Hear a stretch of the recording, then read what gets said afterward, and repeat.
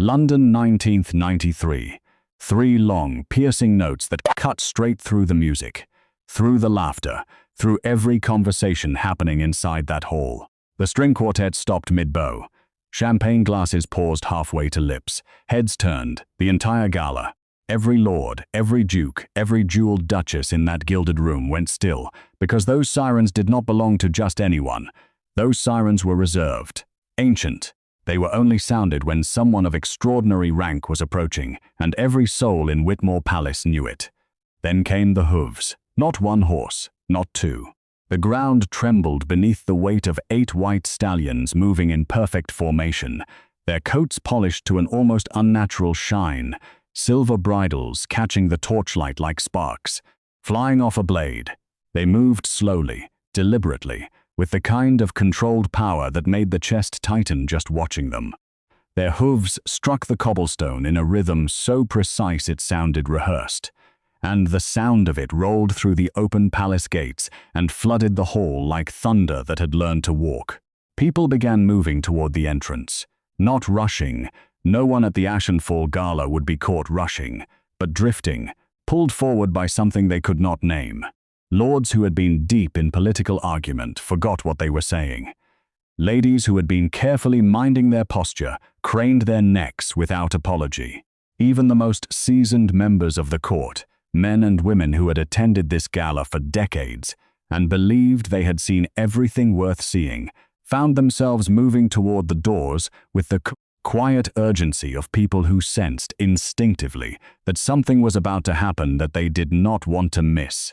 The chariot appeared first at the top of the palace causeway, and it was breathtaking. Ivory white with gold filigree along every edge, lanterns hanging from each corner burning with a warm amber flame that made the whole carriage glow like something pulled from a dream. It moved slowly down the long approach, the 8 stallions steady and magnificent, and flanking it on either side were maidens, 12 of them, dressed in flowing silver gowns, each one carrying a single white lily, walking in perfect step, heads held high, faces forward. They were not decoration, they were announcement. They were the world being told, "Make room, because what is coming deserves it." The chariot came to a stop at the base of the grand entrance steps.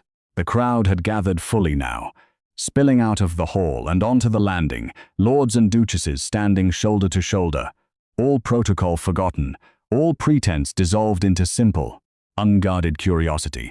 Nobody spoke. The torches crackled, the stallions breathed, and for one long, suspended moment, the night held its breath. Then the chariot door opened. A gloved hand appeared first, resting on the golden handle.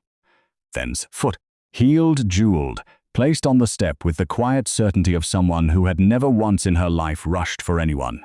And then she emerged, and the night changed entirely. The Duchess of Ashenfall stepped out into the torchlight, wearing a gown the color of the moon on still water, white silk that moved like liquid around her, embroidered along the hem and bodice with thousands of tiny crystals that caught the flame of every torch and threw light in every direction. Her shoulders were bare, her neck was long. Around her throat sat a single strand of pearls, so luminous they looked like they had been harvested from the ocean floor that very morning. Her hair was swept up in an arrangement of soft curls threaded through with gold. Not overdone, not heavy, just enough to make her look like a woman who had been crowned not by ceremony, but by something deeper, something earned. And in her arms, wrapped in ivory silk the color of new snow, sleeping with the peaceful indifference of someone entirely unbothered by the magnitude of this moment, was her baby. She did not hand him to a maiden. She did not pass him to an attendant waiting at the base of the steps. She carried him herself against her chest, one hand cradling his small back with a tenderness so natural, so unperformed, that it silenced the crowd in a different way than the sirens had. The sirens had demanded attention. This image of her, this woman, this mother, this duchess standing at the top of those palace steps with her child in her arms and her chin lifted to the night, this simply took it, completely. Without asking, she smiled. Not the smile of someone performing for a crowd, not the careful, practiced expression of a woman who had rehearsed this moment in a mirror. It was the smile of a woman who knew exactly who she was, who had recently been told she was not enough, and who had decided, quietly, privately, finally, that she would let the world answer that, for her tonight. It reached her eyes, it softened her whole face, and it hit the crowd like a wave. The whispers started before she had descended the second step. Who is she? Is that the Duchess of Ashenfall?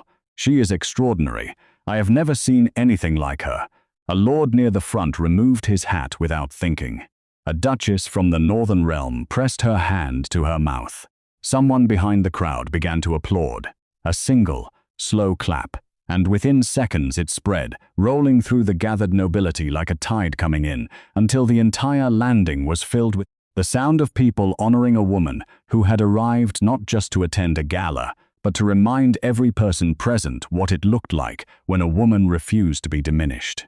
And across the hall, standing very still, his wineglass no longer moving toward his mouth, Duke Aldrich of Ashenfall stared at his wife. Beside him, Lisa stood in her crimson gown, her diamonds catching the light, her carefully constructed evening dissolving in real time. She followed the Duke's gaze. She saw what he saw. She understood what it meant. And without a word, without a scene, she took one quiet step backward, and then another, and began to disappear into the crowd, leaving the Duke exactly where he deserved to be. Alone, facing the woman he had called fat, facing the woman he had called ugly, facing the woman who had just walked into the most important gala of the year and made every other entrance that night completely, utterly, and permanently forgettable.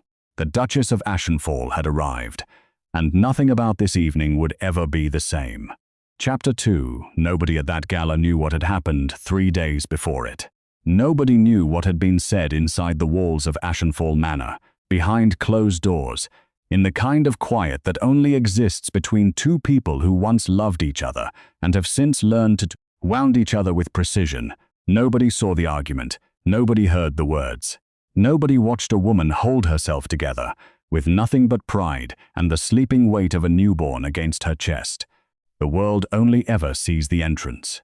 It never sees what it cost to get there. But we need to go back. Ashenfall Manor sat on the eastern edge of the duchy, large and stone grey, and imposing from the outside, the kind of house that looked like it had opinions about you before you even knocked. Inside it was warmer, high ceilings, tall windows, fireplaces in almost every room. It had been a beautiful home once. It still was, in the way that beautiful things sometimes remain beautiful even after something essential has gone out of them.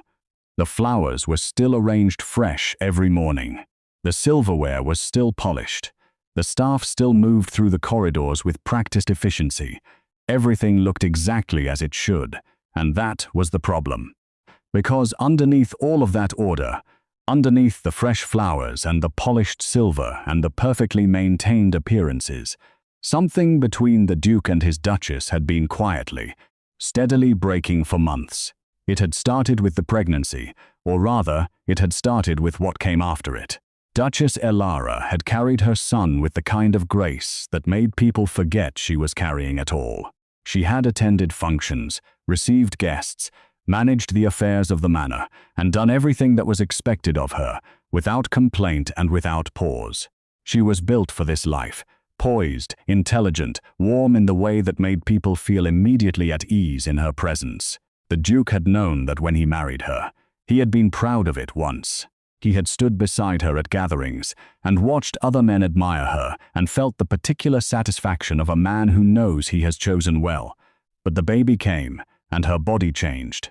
It does that. It is supposed to do that.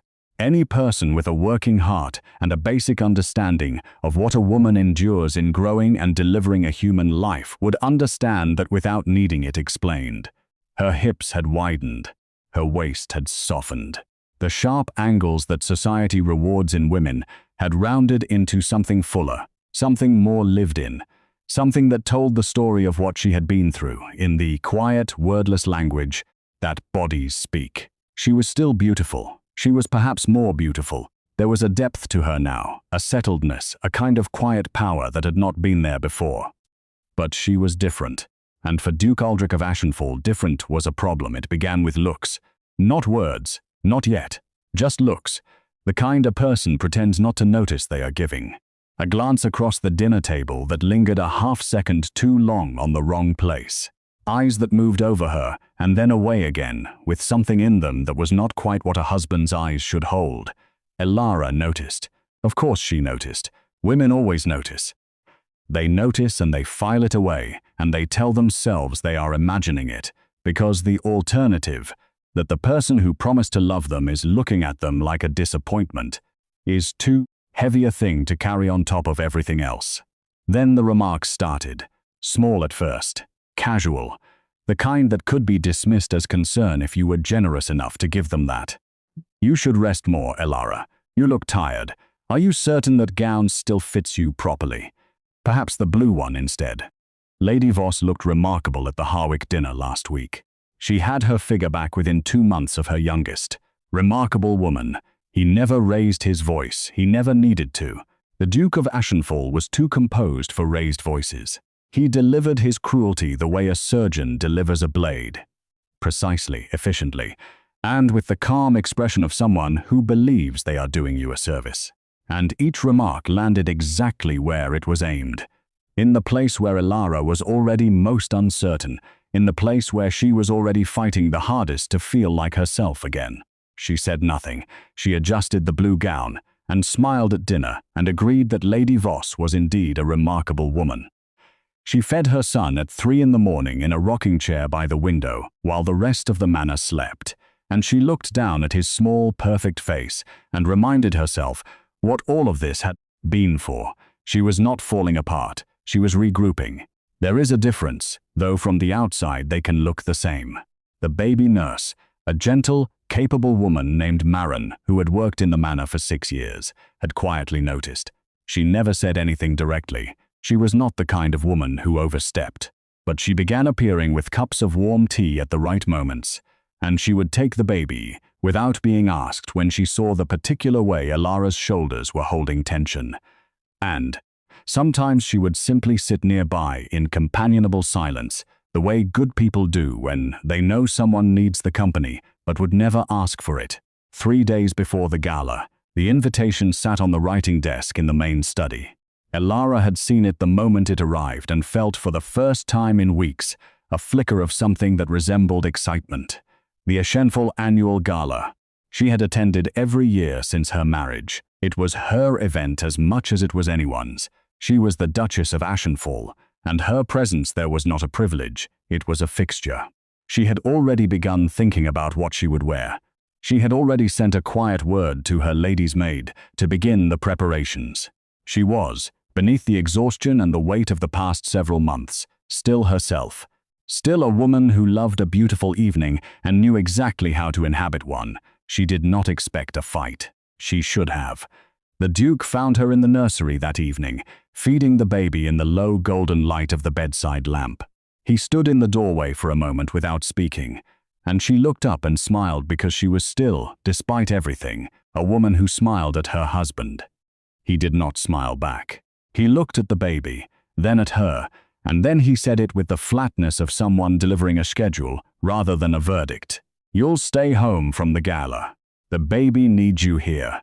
The smile did not leave her face immediately. It faded, slowly, like light going out of a room when someone dims the lamp rather than switching it off entirely. She looked at him for a moment before she spoke, measuring, choosing. Marin is perfectly capable of caring for Caspian for an evening. She has done it before. That is not the point. Then what is the point, Aldrich? He moved into the room then, and the way he moved told her everything. The set of his jaw, the particular stillness he adopted when he had already decided something, and was simply waiting for the other person to accept it. The point is that you are not ready. The gala is not the kind of event where a woman shows up looking. He stopped, reconsidered, chose different words, though not kinder ones. You need more time. To recover. To look like yourself again. To look like yourself again. Elara was quiet for so long that the baby stirred in the silence. She settled him without looking away from her husband, and there was something in her eyes that might have frightened a more perceptive man. A particular quality of stillness that is not the same as calm, the way the surface of deep water is not the same as shallow water, simply because both are flat. "I look exactly like myself," she said. "I look like a woman who has just given birth to your heir. I will be attending the gala, Aldrich. And that was when the composure cracked. Not hers, his.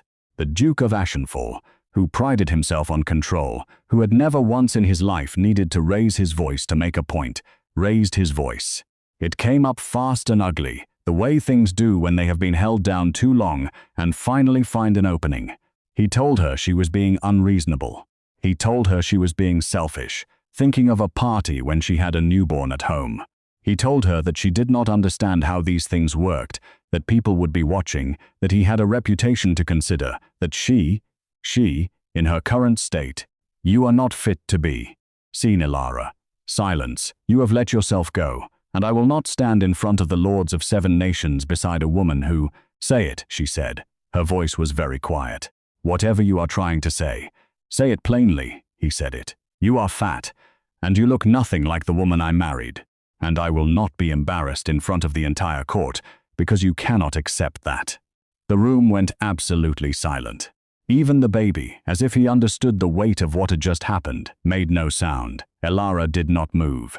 She sat in the rocking chair with her son in her arms, and she looked at her husband, really looked at him, and something shifted behind her eyes. Not broke, shifted, the way tectonic plates shift. Slow, deep, and permanent. She said nothing. The Duke straightened his coat, as if the conversation had been a minor thing, a scheduling disagreement, something administrative. He told her he would be attending alone. He walked out. The door closed behind him with a quiet click that was somehow worse than a slam, and then Elara cried. Not loudly, not dramatically. She pressed her lips together and let the tears come in silence, the way a woman cries when she has learned that grief must be managed quietly so as not to disturb anyone. Her shoulders shook once. She pressed her cheek against the top of her baby's head and breathed him in, that warm, clean, impossible smell of new life, and she cried for the marriage she thought she had, and for the man she thought he was, and for the version of herself that had not yet learned that the people who are supposed to love you unconditionally sometimes attach conditions so quietly you don't notice until they are already choking you. She cried for exactly 4 minutes. She knew because she watched the clock on the mantel. She had given herself permission to feel it, all of it, and then she was going to put it down. Because she was Elara, Duchess of Ashenfall, and she had a son sleeping in her arms and a gala in 3 days, and she had just made a decision. She was going, not with him, not beside him, not in his shadow or on his arm or with his permission. She was going alone, and she was going beautifully, and she was going in a way that would make every person in that hall understand. Without her having to say a single word, exactly who she was. She called for Marin. When the nurse appeared in the doorway, Elara looked up from the rocking chair with dry eyes and a composure so complete it was almost architectural. I need you to care for Lord Caspian on the evening of the gala, she said, and then I need you to bring me my lady's maid. We have work to do. What the Duke did next, he did without shame, which perhaps says everything about him that needs to be said. The morning after the argument, he sent a private message across the city to a woman named Lisa. She was not his wife. She had never been his wife. But she had been a fixture in the shadows of his life for long enough to know what a message like that meant and what it required of her. She read it. She smiled. She sent back one word. Yes, she began immediately to plan her gown. And so the night of the Ashenfall annual gala arrived, with the Duke of Ashenfall and his mistress on one side of the story, and the Duchess of Ashenfall, alone, magnificent, and entirely decided, on the other. Chapter 3. Let us go back to that entrance. Because it deserves more than a single look. It deserves to be examined the way you examine something rare. Slowly, carefully, with the full understanding that you are witnessing something that does not happen often. Something that, once seen, permanently rearranges the way you think about what a person is capable of when they have been broken down to their very last thread and choose, against all reasonable expectation, to rise instead of collapse. The applause had not fully died when Elara began to descend the palace steps. She took them one at a time, unhurried, deliberate, each step placing her closer to a room full of people who had not known, until 30 seconds ago, that they had been waiting for her. The maidens flanked her at a respectful distance, silver gowns catching the torchlight, white lilies held steady at their sides. The stallions behind her had gone still, as if even they understood that this was her moment, and their job was simply to frame it. The amber lanterns on the chariot continued to burn, throwing a warm glow down the palace steps that made the crystals on her gown throw light in 100 directions at once, so that she moved through the entrance like something luminous, like a woman carrying her own weather, her own atmosphere, her own particular quality of light that had nothing to do with the torches, and everything to do with what was burning inside her. Lord Fenwick of the Northern Realm reached her first. He was a large man, broad across the shoulders, silver at the temples, the kind of man whose presence in a room was felt before he was seen. He had attended the Ashenfall Gala for 23 consecutive years. He had shaken hands with kings. He had negotiated treaties that moved borders. He was not, by any measure, a man easily moved by ceremony. He bowed to Elara with the full depth that her rank demanded, and then he went a degree lower still, a small thing noticed immediately by every person watching. And when he straightened, his expression held something that was not merely courtesy. It was recognition. The recognition of a man who understands quality when it stands in front of him. "Duchess of Ashenfall," he said, and his voice carried the particular warmth of genuine admiration. "You honor this gala beyond anything we deserve." Elara smiled at him, the full, warm, unhurried smile of a woman who is receiving something she has earned, and she inclined her head with the grace of someone who has never once in her life needed to reach for it. It was simply there. It had always been there. It had simply been buried under months of being told it wasn't. "Lord Fenwick," she said, "the honor is mine." She moved into the hall and the crowd parted for her. Not dramatically, not the way crowds part for someone feared. The way crowds part for someone magnetic. The way people naturally, instinctively create space for a presence that commands it without demanding it. Conversations dissolved as she passed. Glasses were lowered. Eyes followed her with the helpless attention of people watching something they cannot look away from.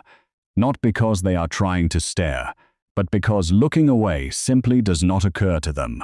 She was extraordinary, and the room knew it with the particular certainty of a collective instinct, the kind of know that does not require discussion or deliberation, that simply arrives fully formed in the chest and sits there, undeniable. The whispers moved through the gala like current through water. She came alone. "Where is the Duke? Is that the Ashenfall heir she's carrying? She looks. I have no words for how she looks. I met her 3 years ago at the Harwick Summit. She was beautiful then. But this is something else entirely. And it was something else entirely. Because 3 years ago, Elara had been beautiful in the way of a woman who is admired. Tonight, she was beautiful in the way of a woman who has survived something and come out the other side of it with her spine intact and her eyes open and absolutely nothing left to prove to anyone. That is a different kind of beauty. It is not the kind that fades. It is the kind that compounds, that gets deeper and more undeniable the longer you look at it. Lord Caspian slept through all of it. He was curled against his mother's chest with the serene indifference of a baby who has not yet learned that the world expects things of him, his small face relaxed and perfect under the edge of his ivory wrap. He stirred once as Elara moved through the crowd, made a sound that might have been a sigh, and then settled again, one tiny fist pressed against her collarbone, as if even in sleep he was holding on to her. The crowd noticed him almost as quickly as they had noticed her, and the response was immediate and unguarded. Hard men softened, formal women leaned forward. Even the most rigidly composed members of the court found their expressions shifting involuntarily at the sight of the sleeping infant pressed against his mother's jeweled gown. This small, new, entirely unimpressed member of the nobility, oblivious to the gilded hall around him and the hundreds of powerful people suddenly desperate to get a closer look. "Is he always this peaceful?" asked the Countess of Drevane, a woman not known for warmth, appearing at Elara's elbow with an expression that suggested she was surprising herself. "Only when he knows he is safe," Elara said simply. The Countess looked at her for a moment, and something passed between them, a current of understanding that required no further elaboration. The Countess nodded slowly, and her eyes held a respect that had not been there 60 seconds ago. the Duchess of Kelmore, who had laughed too loudly near the fountain earlier in the evening, and who had spent the last 20 minutes performing for a crowd of uninterested lords, abandoned her audience entirely to cross the hall toward Elara. She arrived slightly breathless, an unusual state for a woman of her practiced composure, and took Elara's free hand in both of hers. "My darling," she said, and her voice had dropped to something that was almost private in spite of the crowd around them.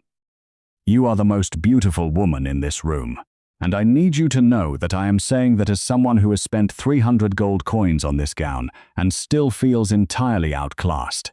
Elara laughed, a real laugh, bright and unguarded, and the sound of it moved through the people nearest to her the way good music moves through a room, loosening something, making the air feel lighter. Lord Davin of the Eastern Provinces had been watching from across the hall since she entered. He was young for a lord, mid-30s, unmarried, the kind of man who was particular about everything and made no apologies for it. He had watched Elara descend the palace steps with the expression of someone watching a painting being completed in real time, and he had not moved from his position since. When a colleague appeared at his shoulder and said something about the quarterly grain negotiations, Lord Davin held up one hand without turning his head. "In a moment," he said. His colleague followed his gaze across the hall to where Elara stood in the center of an ever-growing circle of admirers, her gown catching the light, her son sleeping peacefully against her chest, her smile moving from person to person with the ease of a woman entirely at home in her own story. "Ah," his colleague said simply. They stood in silence for a moment. "Ashenfall's Duchess," Lord Davin said quietly, more to himself than anyone. "What a woman!" He straightened his coat. He crossed the hall. She was surrounded by the time he reached her, and he waited with a patience that was, for him, entirely out of character. When a small opening appeared in the circle, he stepped into it and bowed. A clean, respectful bow, nothing excessive, and introduced himself with the particular courtesy of a man who is trying to make a good impression and knows it. Elara received him warmly and without pretense, the way she received everyone, and they spoke briefly about the Eastern Provinces and about the changes in trade since the last summit, and Lord Davin listened to her with an attention so focused it was almost startling. The attention of someone who has discovered, unexpectedly, that the person across from them is not only beautiful but genuinely worth listening to. When he stepped back to allow others their moment, he did so with the expression of a man filing something important away.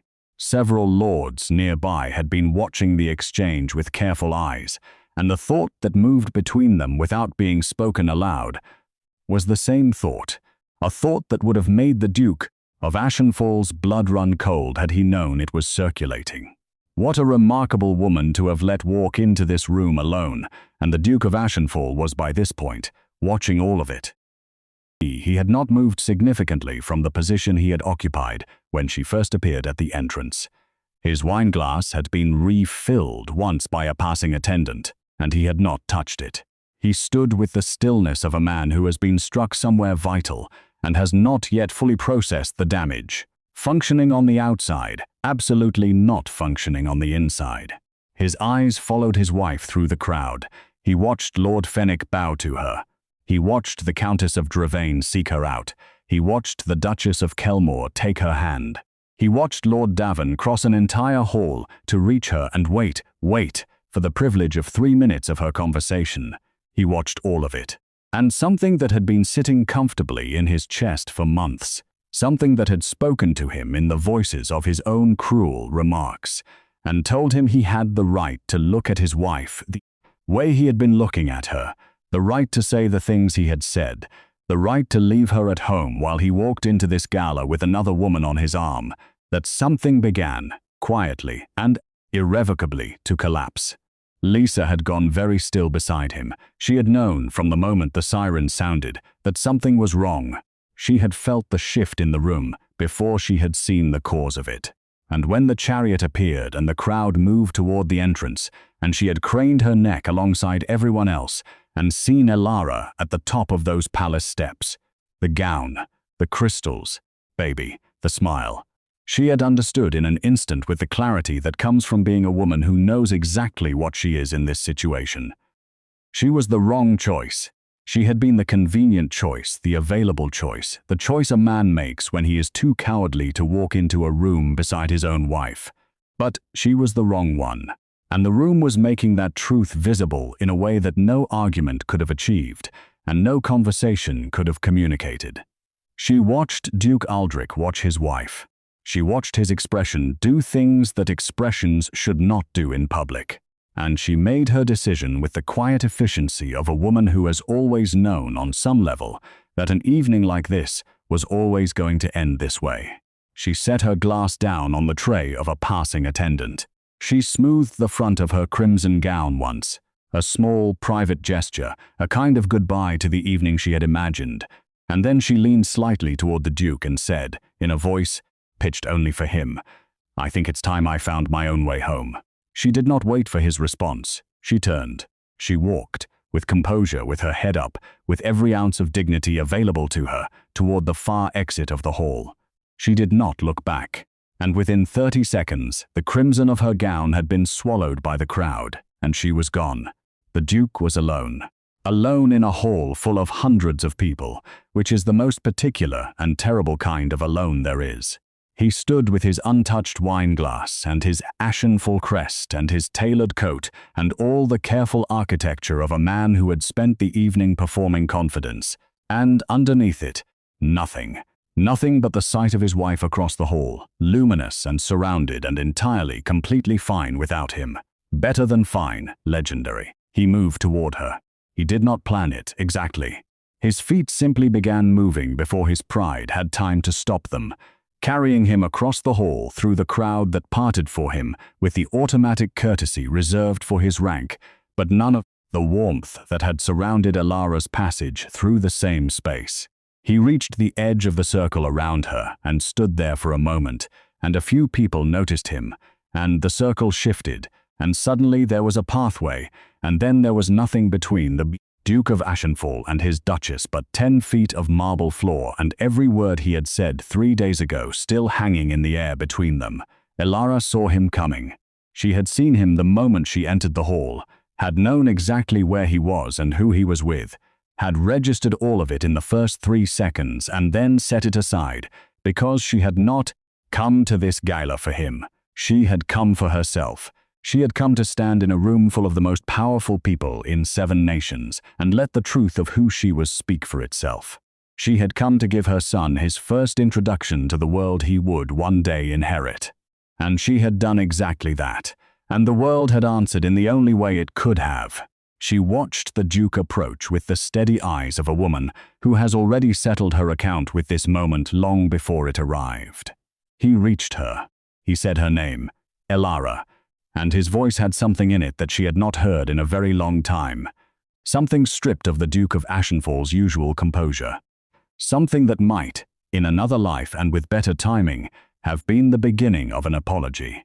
He reached for her, his arm moving toward her shoulder, reaching for the kind of familiar contact that says, "We are together, we are a unit, we are fine." The kind of public gesture that a man makes when he needs the room to believe a story that is no longer true.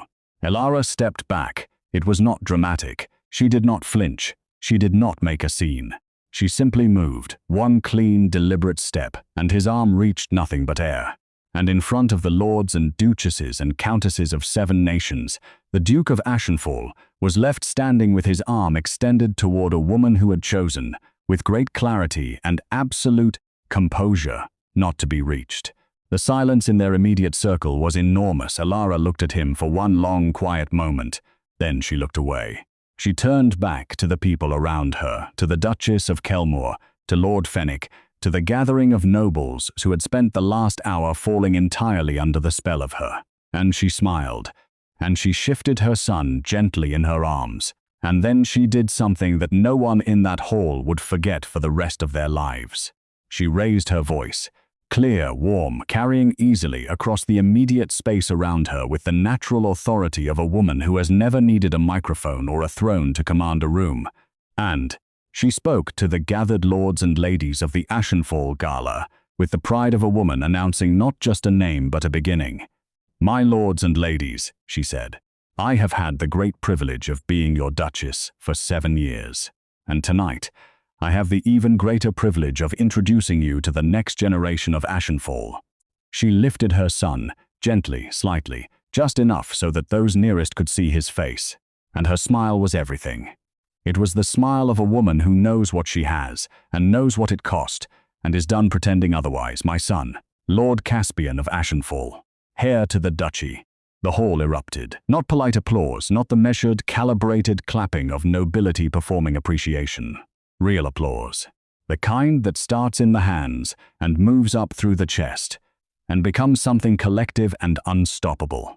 It rolled through the hall from the center outward, gathering as it went, and voices joined it. Calls of congratulations, of long life, of blessing for the heir and his mother. Until the sound of it filled Whitmore Palace from its marble floors to its chandelier-hung ceiling, and spilled out through the open doors into the night beyond. Lord Caspian opened his eyes. He looked out at the hall, at the hundreds of faces, at the blazing chandeliers, at the world he had arrived into, with the wide, dark, entirely unimpressed eyes of a baby for whom all of this was simply what existence looked like. He blinked once. Then he turned his face back into his mother's neck, apparently satisfied, and closed his eyes again. The crowd adored him for it. And somewhere at the edge of that circle, in the space where 10 feet of marble floor and every unforgivable word still stretched between them, Duke Aldrich of Ashenfall stood alone, surrounded by the applause meant for his wife, invisible in a room full of people who could not stop looking at her, standing in the ruin of every choice he had made, while across the hall, the woman he had called ugly held their son like a crown and smiled like a woman who had already won. Because she had. She had won the moment she decided to come. She had won the moment she stepped out of that chariot. She had won every time she smiled at someone who deserved it and looked through the man who didn't. She had won in the quiet of the nursery 3 nights ago, in the 4 minutes she gave herself to cry, and the decision she made when those 4 minutes were done. The gala had not made her legendary. She had made herself legendary long before she arrived. The gala had simply given everyone else the chance to see it. Chapter 4. There is a particular kind of silence that follows a man after he has been publicly undone. Not the silence of an empty room, not the silence of a quiet evening. It is the silence that exists inside a crowd, the kind that presses in from every direction while noise carries on all around it. It is the silence of being unseen in a room full of people who are actively choosing to look elsewhere. Duke Aldrich of Ashenfall knew that silence now. He was wearing it like a second coat, and it was heavier than anything he had put on that evening. The applause for Elara had not fully settled before the First Lord approached her with a goblet raised in toast. Then a second, then a third. The circle around her had not thinned, it had thickened, pulling in people from across the hall who had caught the edges of what happened and moved closer to understand it fully. She was the center of the evening now, fully and without contest, and the gala had quietly reorganized itself around her, the way planets organize themselves around something with enough gravity. People were not simply admiring her anymore, they were seeking her. There was a difference, and every person in that hall felt it. The Duke stood at the periphery of it all, and tried to look like a man with somewhere to be. He moved, not toward Elara, not again. That particular door had closed in front of the entire court, and he was not going to walk into it a second time, but sideways, diagonally, the careful lateral movement of a man trying to appear purposeful, while actually simply trying to escape the coordinates of his own humiliation. He stopped near a pillar on the west side of the hall, accepted a fresh glass of wine from a passing attendant with a nod that he hoped communicated ease, and stood with his shoulder angled slightly toward the wall.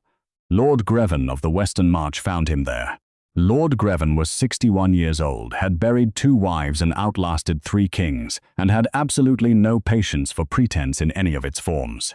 He had watched the evening unfold from his position near the head table, with the careful attention of a man who has spent 6 decades reading rooms for a living, and he had formed his opinion of events with the swift efficiency of long practice. He arrived beside the Duke without preamble, accepted a drink of his own, and stood for a moment looking out at the hall before he spoke. "Remarkable woman, your Duchess," he said. It was not a compliment. Or rather, it was entirely a compliment, directed entirely at Elara, which made it something else entirely when delivered to her husband. Lord Greven had chosen his words with the precision of a man who knows exactly what he is doing. The Duke said nothing. He lifted his glass. "I have attended this gala for 31 years, Lord Greven continued, in the conversational tone of someone discussing the weather. I have seen grand entrances. I have seen women of extraordinary beauty and women of extraordinary power, and occasionally, when fortune is generous, women who possess both. But I do not think I have ever seen a woman walk into this hall the way your Duchess walked in tonight." He paused. "You must be very proud." The words landed with the weight of stones dropped from a considerable height. "Of course," the Duke said. His voice was steady, his jaw was not. Lord Greven looked at him then, a direct, unhurried look, the kind that does not pretend to be anything other than what it is, and the Duke had the deeply uncomfortable experience of feeling thoroughly seen by a man he would very much have preferred remaining curious. Lord Greven said simply. He raised his glass once, a gesture that managed to be simultaneously a toast and a dismissal, and then he moved away with the unhurried gait of a man who has said precisely what he came to say and requires nothing further from the conversation. The Duke breathed. In the years that followed this evening, if he was honest with himself, and he would find, eventually, that honesty came easier once there was enough distance, he would identify this as the moment, not the entrance, not the rejected embrace, not the applause that had shaken the hall and left him standing in the middle of it like a man in a storm without a coat. This quiet moment beside a pillar in the West Hall, after 30 seconds of conversation with Lord Greven, was the moment he understood fully, and without any remaining room for self-deception, what he had done. He had left her. Not tonight. Tonight was only the consequence. He had left her months ago, in increments so small he had been able to pretend to himself that they did not constitute a leaving, a look, a remark, a withdrawal of warmth that he had told himself was practical, was honest, was simply the natural adjustment of a man with standards. He had dressed his cruelty in the language of expectation, and convinced himself it was reasonable. And she had stood in a rocking chair in the nursery and absorbed it, and fed their son at 3 in the morning, and smiled at dinner, and continued to be, in spite of everything he had aimed at her, exactly the woman he had apparently needed to lose before he could see her clearly. Across the hall, Lord Davin of the Eastern Provinces had reappeared at Elara's side. He was not the only one. 3 lords had now positioned themselves within comfortable conversational distance of the Duchess, and the dynamic between them had the friendly, competitive quality of men who are each hoping to be the most impressive person in a woman's immediate vicinity, without being obvious enough about it to be embarrassing. Elara, for her part, navigated it with effortless grace, giving each of them enough of her attention to make them feel seen without giving any of them enough to be misleading.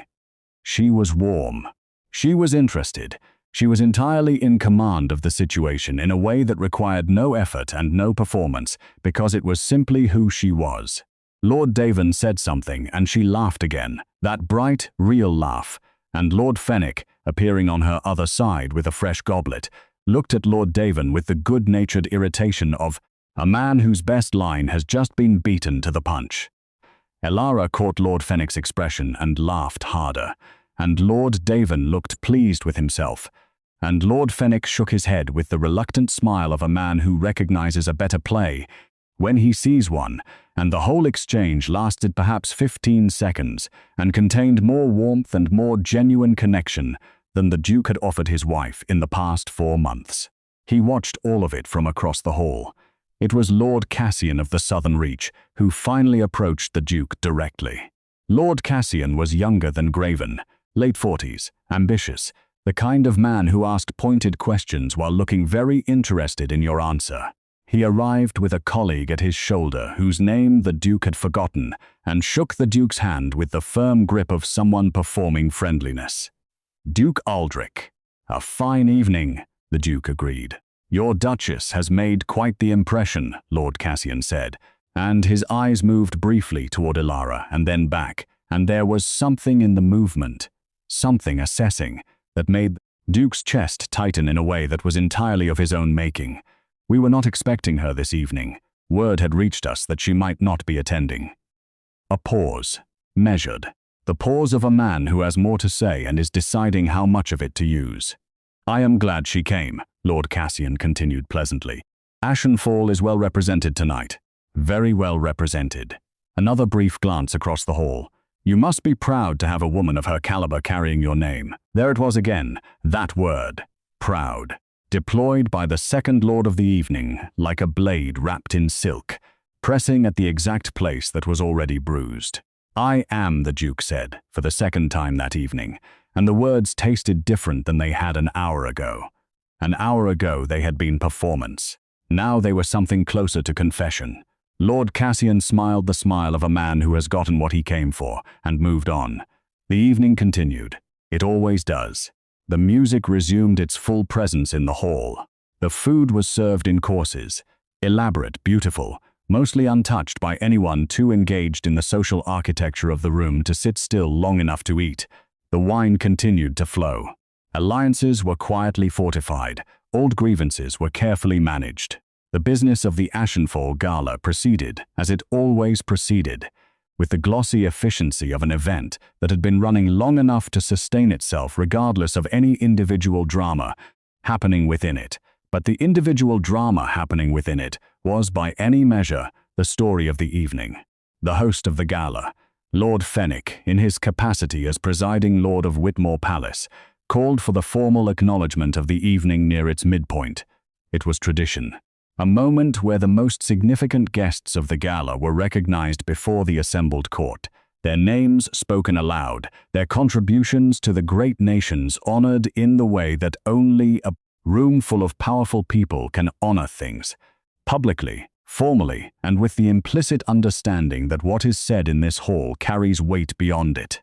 He stood at the head of the room with his goblet raised, and the hall quieted around him with the practiced efficiency of people who know how these things work. He spoke of the great nations. He spoke of the partnerships represented in the room that evening. He spoke of the Duchy of Ashenfall, its history, its holdings, its position among the 7 nations, with the measured eloquence of a man who had done this many times and still found the words to make it mean something, and then he paused. He looked toward where Elara stood, and something shifted in his expression, the formal giving way briefly to something genuinely felt, and when he spoke again his voice carried a particular quality, the quality of a man departing from his prepared remarks, because the prepared remarks are no longer adequate. "And it is my honor, on behalf of Whitmore Palace and the assembled lords and ladies of the Ashenfall Gala, to recognize the Duchess of Ashenfall, who graced us this evening not only with her presence but with the introduction of the newest heir to her great duchy." He raised his goblet higher, "to the Duchess Elara, and to Lord Caspian of Ashenfall. May he grow into a world that deserves him." The hall rose. Not every person, but enough. Enough lords and ladies coming to their feet that it became, by any definition, a standing acknowledgement. Goblets raised, voices joining the toast. The sound of it filling the hall from end to end, warm and genuine and unrehearsed, the kind of response that cannot be manufactured and cannot be faked, because it comes from something real. Elara stood in the middle of it with her son awake now in her arms, looking out at the hall with his wide, dark eyes, and she raised her head and received it. All of it, every ounce of it, with the stillness of a woman who has wanted for a very long time to be seen. Not admired, not assessed, not evaluated against some standard someone else had set, simply seen for who she was, for what she had done, for what she was carrying, in her arms and in her chest, and in the quiet, undefeated part of herself that had survived 4 months of being made to feel like not enough. Her eyes shone. She did not let the tears fall, not here, not in this room, but she let them come close enough that anyone watching could see them, could understand what this moment held for her, could know without being told that what was happening in this hall tonight was not simply a social triumph, but something deeper and more personal than that. Something that had been a long time coming. She pressed her lips to the top of her son's head. A small private gesture, a thank you directed at the person who had given her every reason to walk through that door, and she smiled at the hall. The Duke did not raise his goblet. He stood at the edge of the room and watched his wife receive a standing acknowledgement from the lords and ladies of 7 nations, and he did not raise his goblet, because his hands were not entirely steady, and he was not entirely certain he deserved to be part of that toast. He was right. He didn't. The gala began to wind toward its close in the way that great evenings do, not with a single ending, but with a series of them, conversations finding their natural conclusions, alliances confirmed and pocketed, carriages called for at the palace gate, farewells exchanged with the particular warmth of people who have spent a significant evening together and are now carrying it home. Elara said her goodbyes as she had done everything else that night, with warmth and grace and the unhurried ease of a woman entirely at home in her own presence. Lord Greven bowed to her with a depth that he had not extended to the Duke. Lord Davin held her hand a moment longer than courtesy strictly required, and said that he hoped their paths would cross again at the next summit, and meant it. The Duchess of Kelmore embraced her and whispered something in her ear that made Elara smile, the quiet, private smile of a woman who has been told something true. Lord Caspian had fallen asleep again. The Duke intercepted her near the entrance as the evening drew to its close. Not with another attempt at the embrace.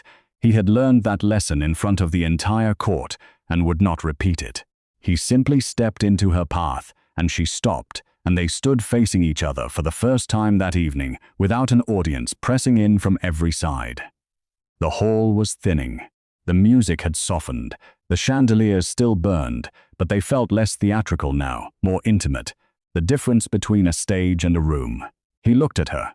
He looked at her the way he had not looked at her in months, without the assessment, without the inventory, without the particular critical gaze that had made her feel like a problem to be managed, rather than a person to be loved.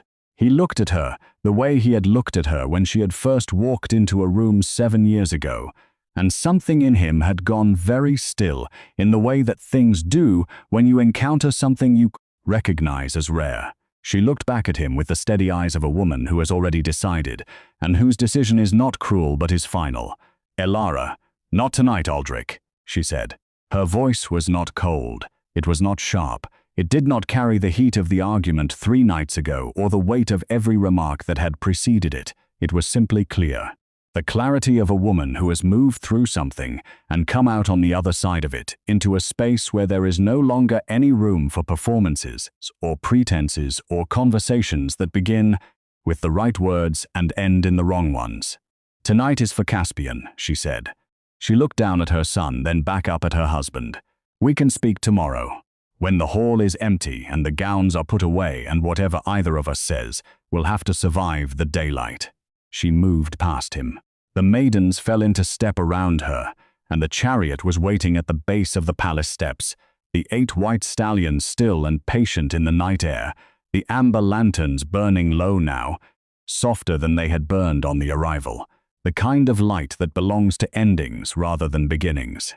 She descended the steps with the same unhurried certainty with which she had climbed them, and the night air lifted the edges of her gown, and the crystals caught the last of the torchlight and threw it in fragments across the cobblestones. She settled into the chariot.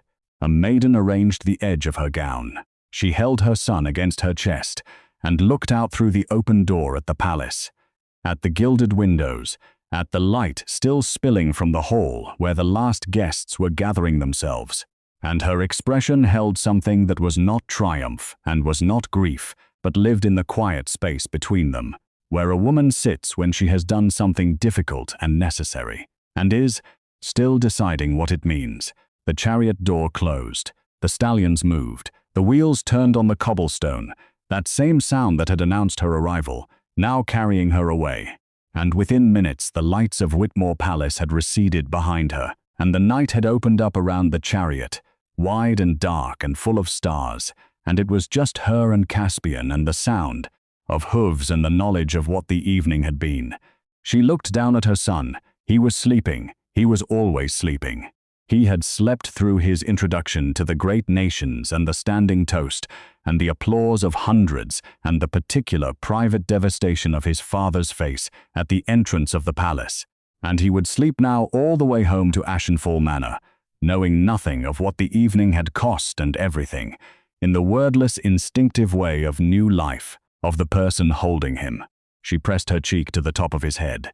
"You were perfect," she whispered. "You are always perfect." Outside the chariot window, the city moved past in darkness and scattered lamplight. She watched it without really seeing it, letting the motion of the carriage settle around her like an exhale, letting the evening begin its slow shift from something she was inside to something she was carrying. She had walked into that hall with nothing to prove and proven everything. She had said nothing cruel and communicated everything necessary.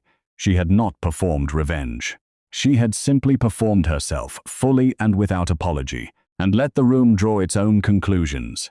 And the room had drawn them swiftly and without ambiguity, and had made them known in the way that only a hall full of the most powerful people in 7 nations can make things known. Loudly, publicly, and permanently. Tomorrow there would be conversations, with Aldrich, measured, clear, in the daylight she had specified, where things had to be survivable without the costume of the Gala around them. With herself, the harder conversation, the one that asked what came next and required an honest answer. With Marin, over tea, who would listen without judgment and fill the silences the way good people do. And with Caspian, though he would not understand it yet, though it would be years before he could. She would tell him about this night. She would tell him what it had cost her to walk through that door and what it had given her when she did. She would tell him that the moments that define you are almost always the ones you almost didn't show up for, and she would tell him. And this was the part she was already certain of, already carrying home in her chest, alongside everything else. That he had been worth every single one of the months that had led here. The exhaustion, the remarks, the argument, the 4 minutes of crying in the rocking chair, all of it.